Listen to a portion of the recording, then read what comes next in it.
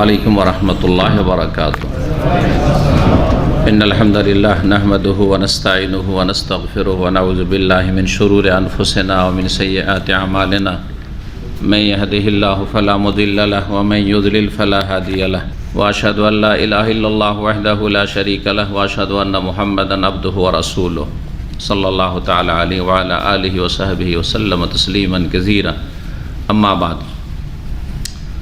فقد قال الإمام الحافظ ابن حجر رحمه الله تعالى باب الذكر عن أبي هريرة رضي الله عنه قال قال رسول الله صلى الله عليه وسلم يقول الله تعالى أنا مع عبدي ما ذكرني وتحركت بي شفتاه أخرجه ابن ماجه وصححه ابن حبان وذكره البخاري تعليقا।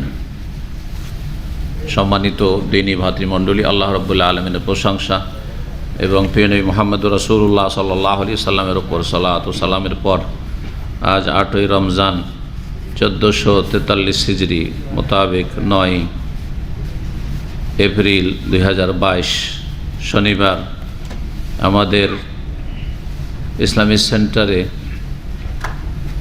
এই মাগরিবের কিছুক্ষণ আগে যে ইফতারির পূর্বে আমরা ধারাবাহিক আলোচনা করে থাকি। আজকে আলোচনা করব ইমাম হাফেজ ইবনে হাজার রহমতুল্লাহ আলাইহির কিতাব যে হাদিসের উপরে একটি সংকলন রয়েছে গুরুত্বপূর্ণ বুলুগুল মারাম, তা থেকে বিষয়বস্তু হচ্ছে জিকিরের অধ্যায়। এই জিকির আল্লাহ রাব্বুল আলামিনের জিকির আজকার, আল্লাহকে স্মরণ করা, আল্লাহর কথা আলোচনা, এ হচ্ছে জিকির।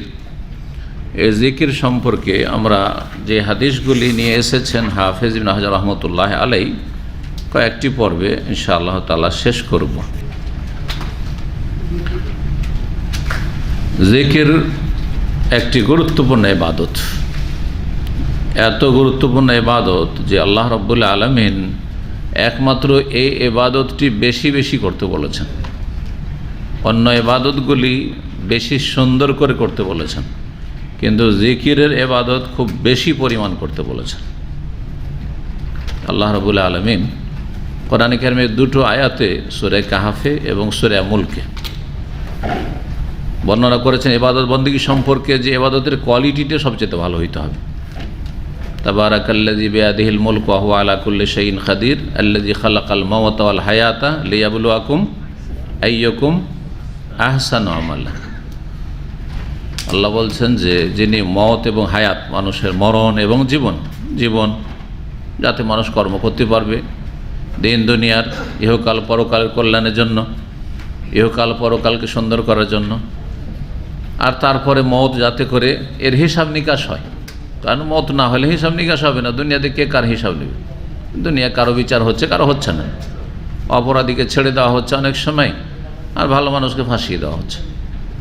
দুনিয়া বিচারের জায়গা নয়। তো আল্লাহ বলছেন যে হায়াতের পরে মওত আল্লাহ সৃষ্টি করেছেন মানুষের, লিয়াবলুয়াকুম, যাতে তোমাদের আল্লাহ পরীক্ষা করেন, আইয়ুকুম আহসানু আমালা, তোমাদের মধ্যে কে বেশি আমল ভালো করে আসে, কে বেশি ভালো আমল করে আসে। আহসানকে সবচেয়ে বেশি ভালো আমল করে আসতে পারে। তাহলে আমলের ক্ষেত্রে কত সুন্দর আমল করে আসেন, কত ভালো আমল করে আসলেন, এটার গুরুত্ব রয়েছে। লিয়াবলুয়াকুম আইয়ুকুম আহসানু আমালা, আমলের ক্ষেত্রে। আর যে কোনো ইবাদত বন্দেগী হচ্ছে আমল, কিন্তু জিকিরের আমলটি এমন একটি গুরুত্বপূর্ণ আমল আর একমাত্র আমল যে আমলের ক্ষেত্রে আল্লাহ কোরআনে কারীমে দুটো আয়াতে বলেছেন। এক আয়াতে বলছে ইয়া আইয়ুহাল্লাযীনা আমানু যকুরুল্লাহ যিকরান কাসীরা, হে ইমানদারগণ তোমরা আল্লাহকে স্মরণ করো, আল্লাহর জিকির করো, যিকরান কাসীরা, অনেক অনেক বেশি, অনেক বেশি স্মরণ করো। ওয়া যাকিরিনা আল্লাহ কাসীরা ওয়া যাকিরাত, আল্লাহ প্রশংসা করেছেন যারা আল্লাহ রাব্বুল আলামিনের পুরুষ অথবা নারী বেশি বেশি জিকির আজকার করে। আ'আদাল্লাহু লাহুম মাগফিরা, তাদের জন্য আল্লাহ রাব্বুল আলামিন ক্ষমা প্রস্তুত রেখেছেন। ওয়া আজরান আযীমা, এবং মহাপুরস্কার আল্লাহ প্রস্তুত রেখেছেন। এই হচ্ছে জিকির আজকার, যে জিকিরের বড়ই গুরুত্ব রয়েছে, বিভিন্ন দিক রয়েছে। একটা দিক শুধু তুলে ধরলাম যে জিকির বেশি বেশি করার নির্দেশ রয়েছে, পক্ষান্তরে অন্য ইবাদত বেশি সুন্দর করার জন্য বলা হয়েছে। শুধু বেশি পরিমাণ করলে হবে না। অর্থাৎ কেউ যদি নামাজ পড়ে, বেশি রাকাত আল্লাহর কাছে পছন্দনীয় না, বেশি সুন্দর করে রাকাতগুলি আদায় করা হয়েছে বেশি গুরুত্বপূর্ণ। এই জন্য কেউ যদি 20 রাকাত তারাবি পড়ে আর সেটার কোয়ালিটি একবারে থার্ড ক্লাস, আধা ঘন্টা 40 মিনিটে 20 রাকাত শেষ, যেমন দেশীয় তারাবি, ওর চাইতে 8 রাকাত তারাবি পড়লেন, 10 রাকাত পড়লেন, কিন্তু তাতে আপনি ঘন্টাখানেক লাগালেন, সুন্দর করে পড়লেন। সংখ্যা আল্লাহর কাছে গুরুত্বপূর্ণ না। কিসের গুরুত্ব বেশি? কোয়ালিটির গুরুত্ব। সব জায়গায় দুনিয়াতে কোয়ালিটির গুরুত্ব রয়েছে, কোয়ালিটি। জিকিরের ক্ষেত্রে কোয়ালিটির সাথে কোয়ালিটির অবশ্য গুরুত্ব আছে, এতে কোনো সন্দেহ। কারণ জিকিরও হচ্ছে আমল, জিকির অন্তরের আমল, জিকির জবানের আমল, জিকির মানুষের অঙ্গ প্রত্যঙ্গের আমল। কিন্তু এখানে তার সাথে সাথে বেশি বেশি করার কথা বলা হয়েছে। জিকিরের এমন একটা গুরুত্বপূর্ণ দিক আছে, সেটা এখানে বলে না ভালো হবে আলোচনার শুরুতে। দুনিয়ার যে কোনো আমলে আপনাকে মানুষ বাধা দিতে পারে, বাধা দিতে পারে, কিন্তু জিকিরে কোনো শক্তি বাধা দিতে পারে। জালেমের সামনেও জিকির করতে পারবেন। জালেম আপনাকে দান খেরাত করতে দিচ্ছে না, মসজিদ মাদ্রাসা করতে দিচ্ছে না, আপনাকে কালিমা ঘোষণা করতে দিচ্ছে না, অথবা নামাজ পড়তে দিচ্ছে না, হজ করতে দিচ্ছে না, ওমরা করতে দিচ্ছে না। সবই সম্ভব, তাই না? সবই সম্ভব, কিন্তু জিকির করতে দিচ্ছে না, এটা অসম্ভব, অসম্ভব। ঠিক আছে, ঠোঁট নড়াইতে দেবেন না, বুঝতেই দিলাম না, আমি বিনা ঠোঁট নড়াতে আমি ভিতরে জিকির করলাম, তাতেও যদি টের পাই আমি কলবে অন্তর থেকে আল্লাহকে স্মরণ করলাম, অন্তর দিয়েও জিকির হইতে পারে। কারো ক্ষমতা আছে যে অন্তরে আমি কি করছি, আমার অন্তরে ভালো কথা আসছে না মন্দ কথা, আল্লাহর জিকির, আল্লাহর স্মরণ আছে না অন্য কিছু আছে, কেউ টের পাবে? কেউ টের পাবে না। মানুষ জিন কেউ টের পাবে না, কেউ টের পাবে না, আল্লাহ রাব্বুল আলামিন ছাড়া। জিকির সম্পর্কে প্রথম একটি হাদিস আমরা অনুবাদ এবং ব্যাখ্যা করি, আর তারপরে জিকির সম্পর্কে আরও যেসব কথা রয়েছে আলোচনা করব।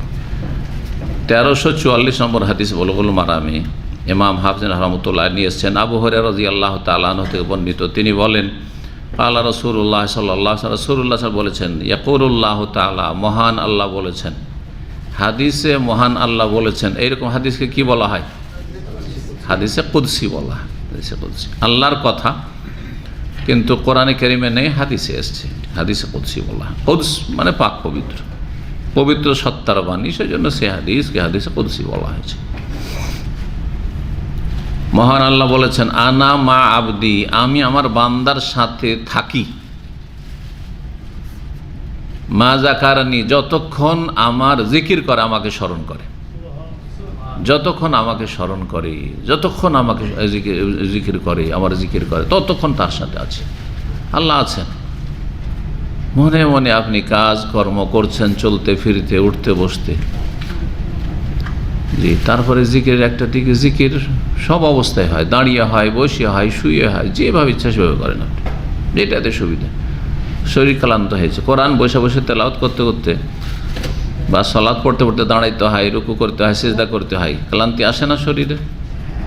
হ্যাঁ, শুয়ে শুয়ে ক্লান্ত আছেন, হ্যাঁ, লম্বা হয়ে শুয়ে আছেন বিছানে, ব্যাস জিকির আজকার করতে থাকেন, যতক্ষণ ঘুম না আসে জিকির আজকার চলতে আছে, বিছানায় শুয়ে আছেন, এদের ঘুমটাও আস্তে আস্তে আসছে, আর জিকির আজকার চলতে আছে। ইচ্ছা করলে করতে পারেন, কিন্তু হতভাগা অধিকাংশ লোক করেন না এই সময়টাকে। তাই মোবাইল নিয়ে, মোবাইল দেখতে দেখতে ঘুমিয়ে গেল, আর নাহলে এমনি বিভিন্ন দুশ্চিন্তা নিয়ে, এই চিন্তা সেই চিন্তা, একবার স্ত্রী, একবার ছেলে মেয়ে, একবার আর কিছু, বাপ মা, তো এইসব চাপ, টেনশন, এইসব চিন্তা করতে করতে ঘুমিয়ে গেলেন। সবার অবস্থা প্রায় এরকম, ইল্লা মাশাআল্লাহ, যার আল্লাহর সাথে এই রকমের সম্পর্ক আছে, আমি আল্লাহকে স্মরণ সবসময় জিকির আজকার করতে আছি। জিকির আজকার করলে মানুষের এত শান্তি আসে, তাড়াতাড়ি ঘুম চলে আসে, যত টেনশন থাক না কেন, ডিপ্রেশন যতই থাক। আল্লাহ কি বলছেন? আনা মা আবদি, আমি আমার বান্দার সাথে আছি, থাকি, মা যাকারানি, যতক্ষণ আমাকে স্মরণ করে, জিকির আজকার করে আমার, তাহাররাকাত বি শাফাতাহু, এবং আমাকে নিয়ে যতক্ষণ পর্যন্ত তার ঠোঁট নড়তে থাকে। শাফাতুন মানে ঠোঁট, যতক্ষণ ঠোঁট হিলতে থাকে, নড়তে থাকে, ততক্ষণ আমি তার সাথে আছি। এটা হচ্ছে জবানের জিকির। পরে আলোচনা করব জিকিরের বিভিন্ন দিক রয়েছে, এবার বিভিন্ন স্তর রয়েছে। এই হাদিসটি ইমাম ইবনে মাজাহ রাহিমাহুল্লাহ নিয়ে এসছেন তার সুনানে। 6টি প্রসিদ্ধ হাদিসের কিতাবের 6 নম্বর কিতাব হচ্ছে ইবনে মাজাহ, বুখারী, মুসলিম, আবু দাউদ, নাসাই, তিরমিজি, ইবনে মাজাহ। এই কিতাবগুলোকে আমাদের দেশের আলেমরাও সেহাসিত্তা বলে, কিন্তু সেহাসিত্তা না, মানে সবগুলি সহি না, সবগুলি সহি শুধু বুখারী মুসলিম আছে। এই জন্য সহিহাইন দুটো সহি কিতাব, বাকিগুলো কুতুবে সিত্তা, মানে 6টি প্রসিদ্ধ কিতাব হাদিসের, এভাবে বলতে হবে। কিন্তু এই পরিভাষায় আমাদের দেশের ভুল পরিভাষা, সেহাসিত্তা বলা পরিভাষা ভুল। সেহাসিত্তা বলবেন না, কি বলবেন? কুতুবে সিত্তা, 6টি প্রসিদ্ধ হাদিসের কিতাব। ওয়াসাহ ইবনে হেব্বান, ইমাম ইবনে হেব্বান হাদিসটিকে সহি বলেছেন, মানে তার কিতাবে এসছে। ওয়াজাকারাহুল বুখারী তালিক, ইমাম বুখারী রাহিমাহুল্লাহ হাদিসটি নিয়ে এসেছেন তার কিতাবে, কিন্তু সনদ সহ নিয়ে আসেননি, তালিক মুআল্লাক নিয়ে এসেছেন বিনা সনদে। তো প্রথম দিক থেকে সনদ হাদিসে নেই, শুধু উক্তিটি বা এই হাদিসটি নিয়ে এসেছেন। জি, এই জন্য সহিহ বুখারীতে থাকলেও তার স্তরটা একটু কমে গেছে। সহিহ বুখারীতে সেই হাদিসগুলি হচ্ছে শক্তিশালী এবং নিশ্চিত সহি, যে হাদিসগুলি সনদ সহ এসেছে। জি, হাদিসের সহি সনদ, এই হাদিসের সনদ সহি, তবে ইবনে মাজাহ এই হাদিসটি রয়েছে। কিন্তু এর সমর্থক হাদিস আর এইরকমই অর্থ বহন করে সহিহ বুখারী মুসলিমে রয়েছে, প্রায় হাদিসের কিতাবে রয়েছে। আবু হুরায়রা রাদিয়াল্লাহু তাআলা আনহু থেকে আরেকটি হাদিস রয়েছে, নবী সাল্লাল্লাহু আলাইহি ওয়াসাল্লাম বলেছেন যে আল্লাহ বলেন, এটাও হাদিসে কুদসি, আনা ইনদা জান্নে আবদি বি, আমি আমার বান্দা আমার সম্পর্কে যেমন ধারণা করে তেমনই করি। আমি আমার বান্দার ধারণার সাথে থাকি, আমার সম্পর্কে যেমন ধারণা করো তেমনই আমি করি। বলছেন বন্ধুকে যে আমার সম্পর্কে যদি তুমি পজিটিভ হও, যে মনে করো যে আমি তোমার হিতাকাঙ্ক্ষী, হ্যাঁ তোমার দরদি, তো আমি ওইটাই।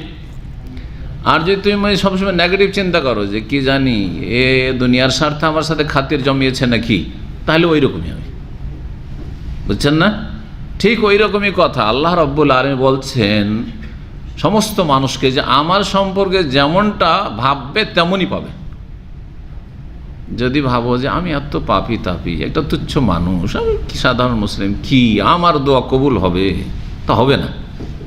নেগেটিভ চিন্তা হলো, হ্যাঁ আমি কি এত বড় কিছু চেয়ে পেতে পারি, একটা গরিবের সন্তান, হ্যাঁ একটা অশিক্ষিত মানুষ, নেগেটিভ চিন্তা, তাহলে হবে না।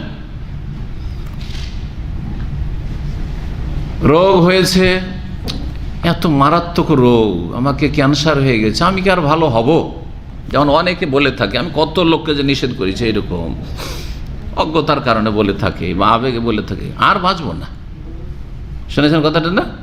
আমাদের সমাজের মূর্খ লোকের এরকম বলে, যখন ওইরকম রোগটুক হয়, একটু বালা মুসিবত হয়, কি বাপরে আর বাঁচবো না, তাই না? বাঁচবেন না, কারণ আল্লাহ সম্পর্কে ধারণা, আল্লাহ আর বাঁচাইবেন না আপনাকে। আল্লাহ হায়াত মতের মালিক না, তা আল্লাহ সম্পর্কে সুধারণা কেমন রাখলেন না? সবসময় সুধারণা রাখবো, বাঁচবো, অনেক আমল করব, আরও আল্লাহ সময় সুযোগ দেবেন, পজিটিভ। জি, এটা আমার আল্লাহ আশা যে আল্লাহ আমাকে অনেক সুযোগ সুবিধা দেবেন, আল্লাহ আমাকে অনেক দিন ইমানের অবস্থা রাখবেন এবং নেক হায়াত দেবেন। সবসময় ভালো, যেমন ভালো ধারণা করবেন তেমন ভালো পাবেন, মন্দ ধারণা করবেন মন্দ পাবেন। এটা হচ্ছে হাদিসে কুদসির প্রথম অংশ। ওয়ানা মাহু এজা জাকারানি, আর আমি তার সাথে থাকি যখন আমার জিকির করে, আমাকে স্মরণ করে। ফাইন জাকারানি ফি নাফসি, মনে মনে যদি স্মরণ করে, অন্তরে কারো সামনে স্মরণ করেনি এবং উচ্চারণ হয়তো করেনি, সুবহান আলহামদুলিল্লাহ বলেনি, আল্লাহ তোমার শুকরিয়া আদায় করছি, জবানেও বলেনি হয়তো, হ্যাঁ মনে মনে স্মরণ করেছি, আলহামদুলিল্লাহ। মনের স্মরণটাই হচ্ছে আসল স্মরণ। ভাই আপনাকে সবসময় মনে রাখি, বলি না আমরা, হ্যাঁ মনের স্মরণটাই হচ্ছে আসল স্মরণ। কারণ মনে যদি সত্যিকার অর্থে স্মরণ থাকে, তো ওই ব্যক্তি সবসময় ভালো থাকবে, ভালো অবস্থায় থাকবে, কখনো পাপ করবে না। কারণ যখনই পাপের কথা ওয়াসওয়াসা শয়তান ওই দিক থেকে ঢোকাবার চেষ্টা করে, মনে তো আল্লাহ আছে, সবসময় আল্লাহকে স্মরণ রাখি, কী করে এই কাজ আমি করতে পারি, কী করে এই পাপ আমি করতে পারি, গুনাহ করতে পারি। যদি আমাকে মনে মনে স্মরণ করে বান্দা, যাকারতু ফি নাফসি, আমিও মনে মনে স্মরণ করি, ওয়াইন যাকারানি ফি মালাইন, আর লোকজনের সামনে, লোকজনের সমাগমে, সবার সামনে যদি আমার স্মরণ করে।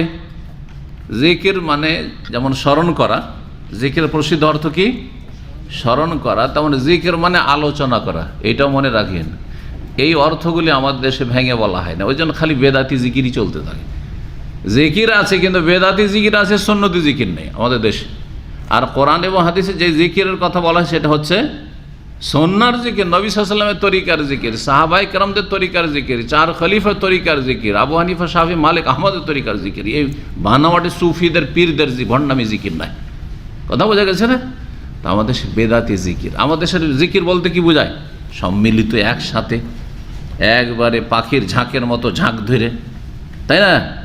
বেদাতি দুরুদ ঝাঁক ধরে একসাথে দুরুদ, একসাথে জিকির, একসাথে তালবিয়া।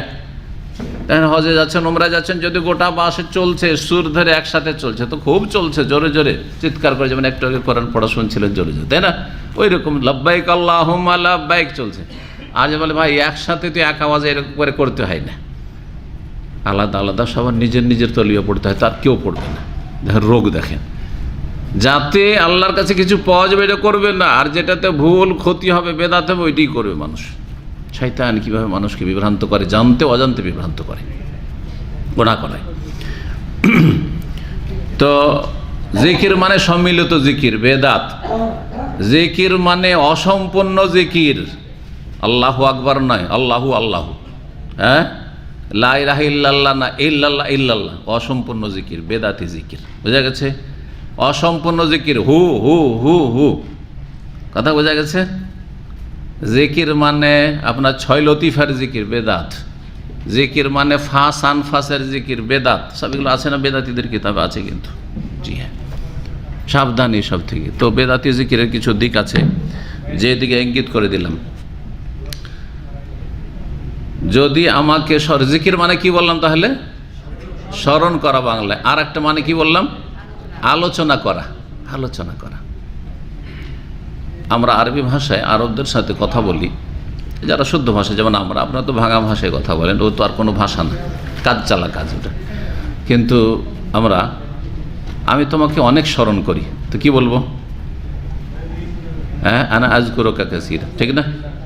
ওই রকমই এখনই তোমার আলোচনা চলছিল, কেউ আসছে আর ভাই তোমার আলোচনা এখনই চলছিল, কি কুনতু আযকুরুকা আল-হিন, এখন তোমার কথা কি করছিলাম, বা কুনতু যাকারতুকা আল-হিন, এখনই তোমার কথা আলাপ আলোচনা করছিলাম। এই যাকারা আযকুর মানে আলোচনা করা, যাকারা আযকুর মানে স্মরণ করা।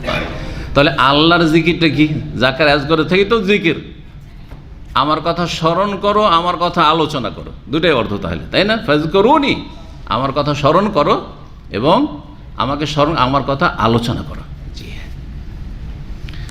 তো আল্লাহর কথা আলোচনা করাও আল্লাহর জিকির। এই জন্য এই যে মজলিসটা চলছে, এটা কি মজলিসে জিকির, এটা জিকিরের মজলিস। আচ্ছা, এই জিকিরের মজলিস এক সাইডে এটা রাখেন, যে এখন যে জিকির চলছে, আমরা আল্লাহর আলোচনা চলছে, আল্লাহর দিনের আলোচনা চলছে, আল্লাহ রসুলের আলোচনা চলছে, এইটাই না? এই তিনটার বাইরে কোনো কথা আলোচনা চলছে, তাই না? এইটা মজলিসের জিকির, এই একটা জিকির। আর একটা জিকির হচ্ছে, ধরেন আমরা সবাই নিজের নিজে আলোচনা শেষ করা, বলছে না যে দোয়া করেন, জিকির আজকার করেন।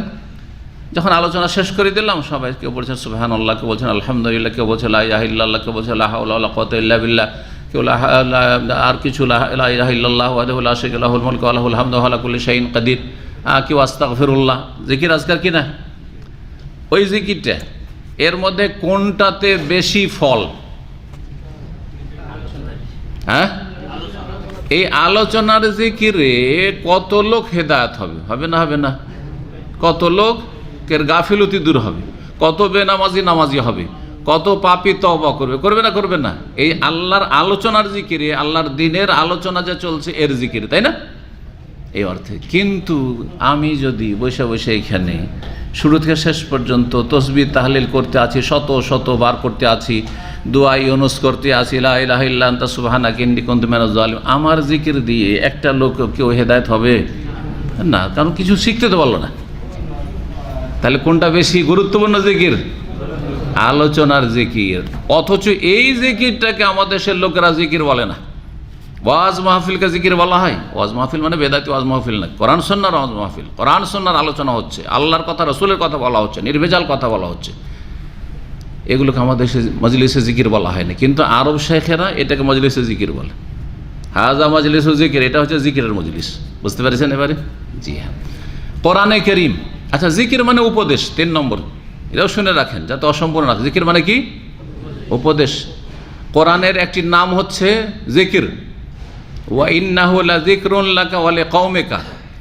শুনে রাখো, এই কোরআন তোমার জন্য জিকির উপদেশ, আর তোমার জাতির জন্য, আরবদের জন্য জিকির। আল্লাহ বলছেন কুরাইশদের জন্য, প্রথম ওদের জন্য নাজিল হয়েছে। জি, ওয়াসাউফা তুসালুন, এবং অচিরেই শীঘ্রই তোমাদেরকে জিজ্ঞেস করা হবে, আল্লাহ বলছেন। তাহলে জিকিরের 3টি অর্থ মনে রাখবেন। জিকিরের 3 নম্বর কি বললাম? জিকির মানে ওয়াজাক্কির, মানে উপদেশ দাও। হাজা জিকরুন মুবারাকুন আনজালনাহু, এটি হচ্ছে মোবারক জিকির যা আমি নাজিল করেছি। কোন মোবারক জিকির? কোরআন। বোঝা গেছে না? উপদেশ। ইন্না নাহনু নাযালনা যিকরা, আমি জিকির নাজিল করেছি। ওয়া ইন্না লাহু লাহাফিজুন, অবশ্যই তার আমি হেফাজত করব। কেউ কোরআনকে দুনিয়াতে খতম করতে পারবে না। দুনিয়া থেকে কোরআনের কপি খতম করে দিতে পারে, কিন্তু কোরআন সিনা থেকে কেড়ে নিতে পারবে না। এক দেশ থেকে কেড়ে নিতে পারে জালেমরা, আর এক দেশের বহু হাফেজ তৈরি হবে। জি, অসম্ভব। তাওরাতকে বিকৃত করেছে, ইনজিলকে বিকৃত করেছে, কোরআনের অক্ষরকে বিকৃত করতে পারবে না কিয়ামত পর্যন্ত। গ্যারান্টি আল্লাহ দিয়েছেন। জি, জিকির আল্লাহ বলেছে একে। তাহলে আশা করি এখন জিকিরটা বুঝতে পারবেন জিকির কি জিনিস। হ্যাঁ, জিকির হচ্ছে স্মরণ করা, জিকির হচ্ছে আলোচনা, আর জিকির হচ্ছে উপদেশ। জি, যাতে ব্যাপক অর্থে আমরা জিকিরটা বুঝতে পারি, জিকিরের ফজিলত কি বলছেন আল্লাহ তাআলা সেই হাদিসে কুদসিতে, ওয়াইন যাকারানি ফি মালাইন, যদি লোকজনের সামনে জিকির করে, এই যে লোকজনের সামনে আলোচনা করছি, আল্লাহর কথা আলোচনা করছি, আল্লাহর দ্বীনের কথা আলোচনা করছি, যাকারতুহু ফি মালাইন খায়রুম মিনহুম, তাহলে আমি তাদের কথা আলোচনা করি এমন মজলিসে, যেই মজলিস তাদের মজলিসের চাইতে উত্তম। আমাদের চাইতে ভালোদের সামনে আল্লাহ রাব্বুল আলামিন আমাদের কথা আলোচনা করেন। তারা কারা? আল্লাহর নিকটবর্তী ফেরেশতা, আরশের চারপাশে অসংখ্য ফেরেশতা যে আল্লাহ রাব্বুল আলামিন আছেন, তাদের সামনে আমাদের কথা আলোচনা হয়, যে আমার জিকির চলছে অমুক জায়গায়, আমার আলোচনা চলছে অমুক জায়গায়, আমার সম্পর্কে মানব জাতিকে উপদেশ দেওয়া হচ্ছে, জনগণকে উপদেশ দেওয়া হচ্ছে অমুক জায়গায়। এই হচ্ছে জিকির। তো এই ছিল একটি হাদিস। এই জিকির সম্পর্কে আইম্মায়ে কেরাম, ওলামায়ে কেরাম যা বলেছেন সেগুলি আমাদের জেনে নেওয়া খুব গুরুত্বপূর্ণ, যাতে জিকিরের গুরুত্ব আমরা উপলব্ধি করতে পারি। ইমাম গাজালি রহমতুল্লাহ আলাইহ, তিনি বড় একজন ইমাম ছিলেন, যদিও তার কিছু ভুলভ্রান্তি আছে, আল্লাহ সেগুলি মাফ করেন। অনেক সময় আলেমদের অনিচ্ছাকৃত ভুলভ্রান্তি থাকে, ওই নলেজগুলি তখন ওইভাবে পৌঁছেনি ক্লিয়ার হয়ে। আমি আপনাদেরকে বলছি, একসময় আমি সম্মিলিত 5 ওয়াক্ত মোনাজাত করেছি। জি, 5 ওয়াক্ত মোনাজাত করেছি। তারপরে ছাড়তে হবে, তো কেমন করে ছাড়তে হবে? জনগণ তো কামড়ে ধরে আছে, এই 5 ওয়াক্ত নামাজের মোনাজাত কেমন করে ছাড়াইতে হবে?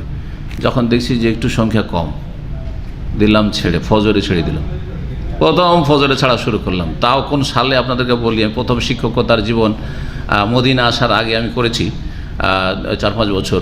সেটা ছিল আপনার 1900 কি বলবো 87-88, 1987-88-তে এই সময়ে প্রথম মোনাজাত ছাড়ার জন্য যে চেষ্টা চালালাম, ফজর ছেড়ে দিলাম। আমি প্রায় ওই মসজিদে আমতি করতাম, আমার সঙ্গীরাও যারা থাকতো, এইভাবে যুক্তি করলাম যে 1-2বার করে এখন ছাড়ে অভ্যাস করা হোক জনগণকে, কারণ জনগণ মুশকিল এদেরকে বোঝানো। তো ফজর ছেড়ে দিলাম, সামিলে নেওয়া গেল। কিছু আছে বুড়োগুলো আপত্তি থাকলো, সামিলে নেওয়া গেল। মাওলানা, আমাদের মাওলানা এতদিন জিকির করলেন না, কি বোধ মোনাজাত করলেন, এখন ছেড়ে দিলেন, কেমন যেন আইন্না লাগছে। আইন্না বুঝেন তো? বোঝেন না? এই যে বাঙালি ছিটিয়ে লবণ খাওয়া ভাষায় আছে, যদি ছিটানি লবণ না পান, 22 লবণ, আমার বাসায় খেলে মুশকিল হয়ে যাবে আপনাদের, কারণ লবণ তো থাকে না। আরবদের খানা খেলে কি খেলাম, কিছুই বুঝলাম না, কি খেলাম নেই খেলাম, তাই না? আপনাদের অবস্থা ঝাল আর মরে এই খেয়ে লবণ খেয়ে অভ্যাস, আইনা লাগছে। উত্তর কি দিতাম জানেন? বলতাম যে লবণ বেশি খেয়ে অভ্যাস, তো সেই জন্য আমরা ঠিক লবণটা দিচ্ছি, কিন্তু লবণ বেশি খেয়ে অভ্যাস, অর্থাৎ বললাম বুঝিয়ে যে বেদাত করে অভ্যাস, বেদাতটা ছাড়াচ্ছি, ওই জন্য আপনাদের আইন লাগছে। এটাই হচ্ছে সুন্নত। আল্লাহু আকবার। তো কি বলছি, কি বলতে গিয়ে বললাম, মানুষের ভুল হতে পারে। ইমাম গাজালি রহমতুল্লাহ আলাইহিরও কিতাবাদিতে ভুল আছে। ইহয়াউল উলুম যে কিতাবে বাংলা অনুবাদ হয়েছে, অনেক ভুল আছে, কিন্তু তারপরে অনেক ফায়দা আছে তার কিতাব। এই জন্য আলেমদেরকে পড়তে বলা হয়েছে। যাদের কিতাবে ভুলও আছে, ফায়দা আছে, তাদের কিতাব জনগণ পড়বে না, কারণ আপনার বিভ্রান্ত হবে যে কোনটা ঠিক কোনটা ভুল। কিন্তু আলেমরা পড়বে, আমরা পড়লে ভুলটা ছেড়ে দেবো আর সহিটা নিতে পারো, এতটা যোগ্যতা আছে। জি। তো তিনি বলছেন, লাইসা বাদা তিলাওয়াতি কিতাবিল্লাহি আযজা ইবাদাতুন তুআদ্দা বিল লিসানি আফদাল মিন যিকরিল্লাহি তাআলা। বলছে যে আল্লাহর কিতাব কোরআনে কারীমের তেলাওয়াতের পরে জবান দিয়ে এমন কোনো ইবাদত নেই যেই ইবাদতটি আদায় করা সম্ভব জবান দিয়ে, আর সেটা আল্লাহর জিকিরের চাইতে উত্তম হতে পারে। অর্থাৎ সবচেয়ে উত্তম ইবাদত যা জবান দিয়ে আদায় করা হয় সেটি হচ্ছে কোরআনের তেলাওয়াত, 1 নম্বরে। তারপরে 2 নম্বর হচ্ছে আল্লাহর জিকির, 2 নম্বর হচ্ছে আল্লাহর। কোরআন তেলাওয়াতের পরে এমন কোনো ইবাদত নেই যেটি বেশি উত্তম হতে পারে জবান দিয়ে আদায় করা ইবাদত আল্লাহর জিকিরের তুলনায়। তার মানে 2 নম্বরে হচ্ছে আল্লাহর জিকির, আর 1 নম্বরে হচ্ছে কোরআন তেলাওয়াত। বরং এই কথাকে অন্য আলেমরা অন্যভাবে বলেছেন। উনি তো তেলাওয়াতে কোরআনকে আলাদা করেছেন আর জিকিরকে আলাদা করেছেন, বরং অন্য আলেমরা বলেছেন, আর এইটাই হচ্ছে সূক্ষ্ম, সেটা হচ্ছে কোরআনের তেলাওয়াতটা হচ্ছে সবচেয়ে উত্তম জিকির। কারণ জিকির মানে কি বললাম, আলোচনা। তো কোরআনে কার কথা আছে? আমার কথা আছে, আপনার কথা আছে, সংসারের কথা আছে, কি আছে? হয় আল্লাহর কথা আছে, আর না হইলে আল্লাহর দ্বীনের কথা, ইবাদত বন্দেগীর কথা আছে, আখলাক আমলের কথা আছে, না আল্লাহ রসুলের কথা আছে সাল্লাল্লাহু আলাইহি ওয়াসাল্লাম, তাই না? তো কোরআনে কারীম সবচেয়ে উত্তম জিকির। কোরআনে কারীমে তেলাওয়াত করছেন মানে জিকির করছেন আপনি। কোরআনে কারীম তেলাওয়াত করছেন তার মানে কি করছেন? জিকির। সেটাই সবচেয়ে উত্তম জিকির। জি। জিকির হচ্ছে অন্তর পরিষ্কার করার এবং অন্তরকে সতেজ করার মাধ্যম। যেমন মরিচা লাগা অস্ত্রকে, লোহাকে কামার শালায় নিয়ে গিয়ে কামারে কি করে? পোড়ায়। আর পোড়ার পরে কি করে? সেটাকে পিটায়, পরিষ্কার পরিচ্ছন্ন করে। অথবা কেঁচি নিয়ে গেছেন অনেকে হাটে, আমরা কেঁচি বেঁধে নিয়ে যেতাম শান দেওয়ার জন্য। কেঁচিতে চুল কাটে না, কেঁচিতে কাপড় কাটে না এই টেলারদের, তখন ওই কেঁচি শান দিয়ে নিয়ে আসা। তো অন্তরের শান দেওয়া হচ্ছে, অথবা মরিচা জং পরিষ্কার করা হচ্ছে কি? এই জিকির। জিকিরের মাধ্যমে অন্তর পরিষ্কার পরিচ্ছন্ন হয়, সাফ সুতরা হয়, এবং এটি আল্লাহ রাব্বুল আলামিনের সাথে যোগাযোগের জন্য, সুসম্পর্কের জন্য ওপেন দরজা, খোলা প্রশস্ত দরজা। বান্দার জন্য আল্লাহর দরজা খোলা আছে যে স্মরণ করো, আল্লাহ স্মরণ করবেন, স্মরণ করো, আল্লাহ স্মরণ করবেন। ভুলে যাবে, আল্লাহ ভুলে যাবেন। নাসুল্লাহ ফানাসিয়াহুম, আল্লাহকে তারা ভুলে গেছে, আল্লাহ তাদেরকে ভুলে গেছে। জি।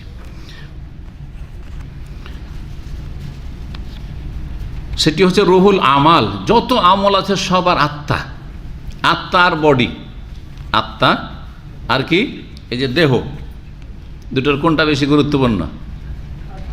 আত্মা। আচ্ছা, এখনই যদি রুহটা বেরিয়ে চলে যায় আপনাদের কারো অথবা আমার, তো কোনো মূল্য আছে দেহের? রাখবে না তাড়াতাড়ি কাফন দাফনের ব্যবস্থা? কি বলবে?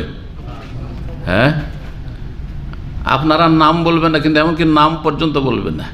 চিন্তা করেছেন কোনো দিন? যতক্ষণ বেঁচে আছেন ততক্ষণ আপনার নাম হচ্ছে জহির, তাই না? কিন্তু মারা যাওয়ার পরে আপনার নাম হচ্ছে কি? লাশটা উঠাও, লাশটা উঠিয়ে নিয়ে যাও, তাই না? আপনার নাম লাশ হয়ে গেল, দেহের কোনো মূল্য নেই। অথচ দেহের যত্ন করছে, রুহের কোনো যত্ন নেই। দেহকে দিনে কমপক্ষে 3 বার 5 বার 7 বার অনেকে খাওয়াচ্ছেন, আর কতবার যে পানি দিচ্ছেন আপনি দেহকে, সব দেহকে দিচ্ছেন, কিন্তু রুহকে কি আহার দিচ্ছেন, কি পানীয় দিচ্ছেন? কিছু দিচ্ছেন? সেটা হয় ইবাদত বন্দেগী, সেটা ইবাদত বন্দেগী। আর তার একটি গুরুত্বপূর্ণ হচ্ছে জিকির। আগে ফরজ, তারপরে নফল। জিকিরের দুটো দিক রয়েছে, একটা হচ্ছে ফরজ আর একটি হচ্ছে নফল। ফরজটা অবশ্যই দিতে হবে। এই যে ফরজ 5 ওয়াক্ত সালাত পড়ছেন, এটা রুহের আহার। যেমন শরীরকে খাবার দিচ্ছেন, মাগরিব এশা পড়বেন, এই যে তারাই পড়ছেন, ফরজ পড়েন, নফল পড়েন, এগুলো হচ্ছে রুহের আহার। রুহের আহার, রুহ যদি খাবার পায়, পানীয় পায়, তাহলে শক্তিশালী হয়, আর না হলে রুহটা মরে যায়। তখন শুধু দেহের খেদমত হইতে থাকে, দেহের চাহিদা পূরণ হইতে থাকে। দেহের চাহিদা কি? পেটে খাও আর যৌনাচার করো। পশু যেটা করে, পশুর কাজ তো দুটা। তখন মানুষ পশুর পর্যায়ে নেমে যায়। পশুর দুটো চিন্তা চেতনা, মানুষ ওই শ্রেণীর মানুষের দুটো চিন্তা চেতনা। হ্যাঁ, বাস একেবারে পশুর মতো পেটে খেয়ে নিয়েছে। এখন কি করতে হবে? যৌনাচার করতে হবে। আর যৌনাচার করতে গিয়ে যেহেতু আল্লাহর সাথে কোনো সম্পর্ক নেই, হালাল হারাম কোনো তমিজ নাই, কি সমকামিতে আর কি জেনা, স্ত্রী হোক আর বেগানা হোক, কোনো পার্থক্য নেই তার কাছে। হালাল হারাম বলে কোনো পার্থক্য নেই। এরা পশু, পশুর চাইতে নিকৃষ্ট আল্লাহ এদেরকে বলেছে। কিন্তু একজন মুসলিম যার রুহ শক্তিশালী আছে, সেই ব্যক্তি আল্লাহ যতটা অনুমতি দিয়েছেন ততটা। আল্লাহ বলেছেন তোমার জন্য স্ত্রী আছে, পাক তরিকা, পবিত্র তরিকা, তাতে নেকি হচ্ছে তোমার। জি, নেক সন্তান পাচ্ছ তুমি। মানুষকে বুক ফুলিয়ে বলতে পারছে এটা আমার স্ত্রী, এগুলো আমার ছেলে মেয়ে। জি, জেনা করে বলতে পারবে? হ্যাঁ, যে এর সাথে আমি জেনা করে ব্যভিচার করি, এগুলো আমার ছেলে মেয়ে। জি, আল্লাহ যেন বুঝার তৌফিক দান করে। তো জিকির সম্পর্কে বলছিলাম, জিকির থেকে মানুষ যখন গাফেল হয়ে যায়, তখন মানুষের অবস্থা কেমন হয়? কাল জাসাদ আল্লাযী লা রূহা ফি। জিকির হচ্ছে রুহের মতো। যখন জিকির আজকার নেই আল্লাহর, তখন এমন দেহের মতো মানুষ হয়ে যায় যে দেহে কোনো প্রাণ নেই বা রুহ নেই, আত্মা নেই, মরদেহ। জিকির তিন প্রকার। একটা হচ্ছে জিকির কলব, জবান দুটো দিয়ে। জিকির কি দিয়ে? অন্তর থেকে, অন্তরে আল্লাহকে স্মরণ করছেন, আর জবানে উচ্চারণ করছে সুবহানাল্লাহ। একবার অন্তর থেকে কথাটা বেরোচ্ছে, আল্লাহ পাক পবিত্র, আল্লাহু আকবার, আল্লাহ সবচেয়ে বড়, আল্লাহ সবচেয়ে বড়। তো আল্লাহর দিনের খেদমত করবেন, আল্লাহর দিনের জন্য জীবনেও সামান্য ঝুঁকি নিতে চান না, 10 মিনিট গিয়ে ফরজটা পড়ে আসতে চান না। আর দুনিয়ার রাজনীতির জন্য জুতা খাচ্ছেন, ধাক্কা খাচ্ছেন, পুলিশের সাথে মারামারি করছেন, আহত হচ্ছেন, নিহত হচ্ছেন। কি করছেন এগুলো? মানুষের কাজ এগুলো। যদি মানুষ মুসলিম, তার ইসলামী জীবনটা বুঝতো যে আমি একজন মুসলিম, তো এগুলো করতো, কি রবকে জবাব দেবে? আল্লাহর দিনের জন্য কি করেছো তুমি? আর দুনিয়ার স্বার্থের জন্য এই পার্টির পিছনে আর ওই পার্টির পিছনে ঘুরে বেড়াচ্ছ, কি করছো এগুলো? আর লাভ জুতো খাই বেড়াচ্ছ, দুটো পয়সার জন্য আর দুটো গদির ক্ষমতা লোভের জন্য, আর ক্ষমতা হাসিলের জন্য। আল্লাহ যেন বোঝার তৌফিক দান করছে। এইসব দৃশ্যগুলো দেখছেন, এদের অবস্থাটা ঠিক ওই রকম। আর এদের আল্লাহর সাথে কোনো সম্পর্ক নেই। যার আল্লাহর সাথে সম্পর্ক আছে, তার সবসময় ফিকির আল্লাহকে রাজি করব, আল্লাহর দিন মেনে চলবো, এবং আমি জান্নাত হাসিল করবো, জাহান্নাম থেকে বাঁচবো। ব্যাস, আগে আমি, তারপর অন্যদেরকে বাঁচাবার চেষ্টা করব। আমি আগে নিজের ফিকির করলাম না, পরে চরকায় তেল দিচ্ছি, কে খারাপ হয়েছে কে মন্দ হয়েছে, এটা আমার কথা নাই। আমার কথা হচ্ছে আমাকে আগে বাঁচতে হবে। আল্লাহ যেন বুঝার তৌফিক দান করে। সবচেয়ে উত্তম জিকির হচ্ছে যেটা কলব এবং জবান দুটো থেকে হয়ে থাকে, এটা হচ্ছে আলা জিকিরের উচ্চ স্তর। তারপরে দ্বিতীয় স্তর হচ্ছে যেটা অন্তর থেকে হয়ে থাকে। জবানে পড়ছেন না, হয়তো জবানে ব্যস্ত আছেন, কথা বলছেন মানুষের সাথে, কিন্তু কলবে আল্লাহ। ধরেন অনেক সময় কাস্টমারের সাথে কথা বলতে হচ্ছে, এই যে কথা বলছি এখন আমি, যদিও আমি দিনের কথা বলছি, এটাও জিকির।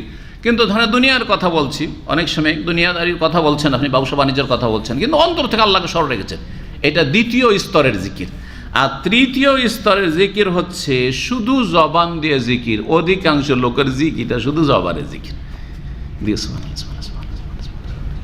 করতে আছে, তাই না? সুবহানাল্লাহ সুবহানাল্লাহ সুবহানাল্লাহ, এদিকে কলবে কিছুই নেই, অন্তর থেকে কথাগুলি বের হয় না। বোঝা গেছে? তো এটা হচ্ছে তৃতীয় স্তর। বলছে জিকরুন বিল লিসানিল মুজাররাদ, শুধু জবান দিয়ে জিকির করা, এটা হচ্ছে বিদ্যার জাতি সালেসা, এটা হচ্ছে তৃতীয় স্তরের জিকির, সর্বনিম্ন জিকির। তারপরেও ওলামারা বলেছেন যদি আপনার অন্তর থেকে প্রথম জিকির না হয়, কারণ অন্তর অনেক গাফিল হয়ে গেছে, আল্লাহ থেকে অনেক দূরে চলে গেছে, আপনি ট্রেনিং কোর্সে এগিয়ে যাওয়ার চেষ্টা করেন, প্রথম জবান দিয়ে শুরু করেন, শুধু জবান দিয়ে শুরু হলো, তারপরে ওইটা কিছুদিন আপনার প্রশিক্ষণের পরে, তরবিয়তের পরে, তখন আস্তে আস্তে কলবে হবে। কখনো কখনো জবান ব্যস্ত, তখন শুধু কলব দিয়ে হচ্ছে। আর যখন দেখছে আমার কলবও ফ্রি আছে আর জবানও ফ্রি আছে, তখন সবচেয়ে উত্তম কোয়ালিটির এবং ভালো জিকির হচ্ছে অন্তর থেকে আল্লাহকে কি করা? স্মরণ করা, আর জবান দিয়ে প্রকাশ করা। সুবহানাল্লাহ, আলহামদুলিল্লাহ, লা ইলাহা ইল্লাল্লাহ, লা হাওলা ওয়ালা কুওয়াতা ইল্লা বিল্লাহ, আস্তাগফিরুল্লাহ। যেমন আস্তাগফিরুল্লাহ জবানে পড়ছেন, এখানে আস্তাগফিরুল্লাহ, আল্লাহ তুমি আমাকে মাফ করে দাও। ইন্নাহু লা ইয়াগফিরু যুনুবা ইল্লা আনতা, আল্লাহ তোমার ছাড়া কেউ আমাকে মাফ করতে পারে না, আমি বড়ই অপরাধী। আল্লাহ লা ইলাহা ইল্লা আনতা সুবহানাকা ইন্নী কুনতু মিনাজ জালিমিন। রব্বানা যালামনা আনফুসানা ওয়া ইল্লাম তাগফির লানা ওয়া তারহামনা লানাকুনান্না মিনাল খাসিরিন। অন্তর থেকে, জবান দিয়ে, দুটো দিয়ে জিকির করবেন, এটা হচ্ছে সবচেয়ে উত্তম জিকির। আল্লাহ যেন তৌফিক দান করেন। এখানে আজকের আলোচনা শেষ করছি। ওয়া সাল্লাল্লাহু সাল্লাম আলা নবিয়িনা মুহাম্মদ ওয়া আলা আলিহি ওয়া সাহবিহি আজমাইন।